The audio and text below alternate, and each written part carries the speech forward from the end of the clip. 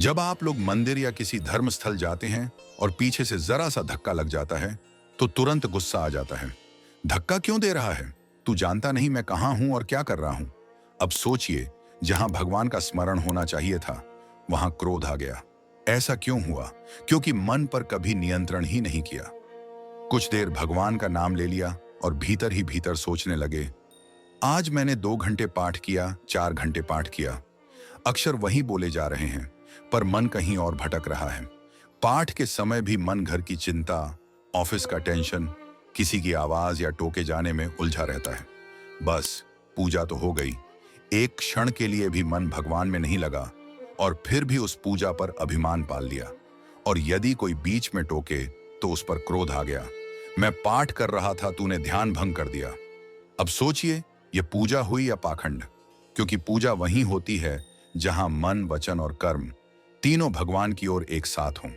सच्चा भक्त वह नहीं जो घंटों पाठ करे, बल्कि वह है जो एक क्षण के लिए भी मन को ईश्वर में स्थिर कर ले, बिना किसी घमंड के। भक्ति अहंकार के साथ नहीं निभती। जहां अभिमान है वहां भगवान दूर ही रहते हैं। तभी तो कबीरदास जी ने यह प्रसिद्ध कहा है, निंदक नियरे राखिए, आंगन कुटी छवाए, बिन पानी साबुन बिना, निर्मल करे सुभाए। अर्थ, निंदा करने वाले को अपने पास रखो, उसे अपने आंगन में झोपड़ी बनाकर बसवा दो, और फिर जब वो बुराई करेगा तो मुस्कुराओ, पार भीतर से बाहर से नहीं। बिना पानी और साबुन के तुम्हारा स्वभाव निर्मल हो जाएगा। कबीरदास जी कहते हैं कि जो व्यक्ति हमारी बुराई करता है, उसकी आलोचना करता है, वह हमारे लिए बहुत लाभदायक होता है। वह हमारी कमियों को बताकर हमारे चरित्र और व्यवहार को सुधारने में मदद करता है। इसीलिए ऐसे व्यक्ति को दूर नहीं भगाना चाहिए, बल्कि उसे अपने पास रखना चाहिए।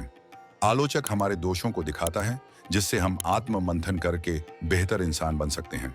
मन एव मनुष्याणाम कारणम बंध मोक्षो, बंधाय विषयासक्तम मुक्तम निर्विषयम स्मृतम। अमृत बिंदु उपनिषद श्लोक 2। मन ही मनुष्य के बंधन और मोक्ष का कारण है। विषयों में आसक्त मन बंधन का कारण होता है, और जो मन विषयों से रहित है वही मुक्ति का कारण होता है। इस उपनिषद का सार यही है कि बाहरी बंधन नहीं, बल्कि मन की प्रवृत्तियां ही असली जंजीरें हैं। जब मन विषयों, इच्छाओं, वासनाओं, लालसाओं की ओर भागता है, वो बंधन है।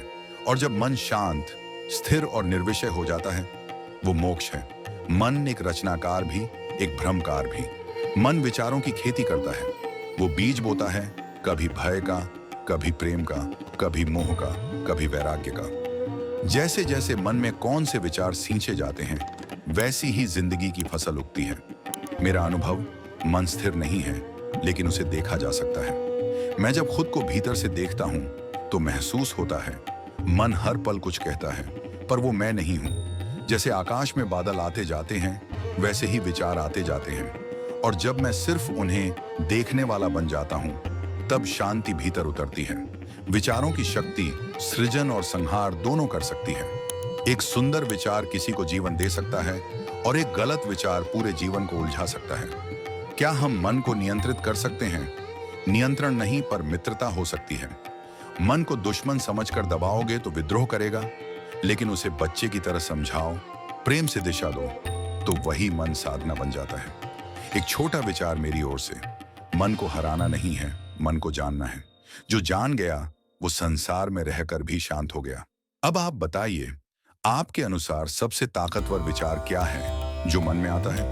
या क्या कोई ऐसा विचार है जिसने आपके जीवन को बदला या कुछ सिखाया? मुझे सुनना अच्छा लगेगा। राधे राधे।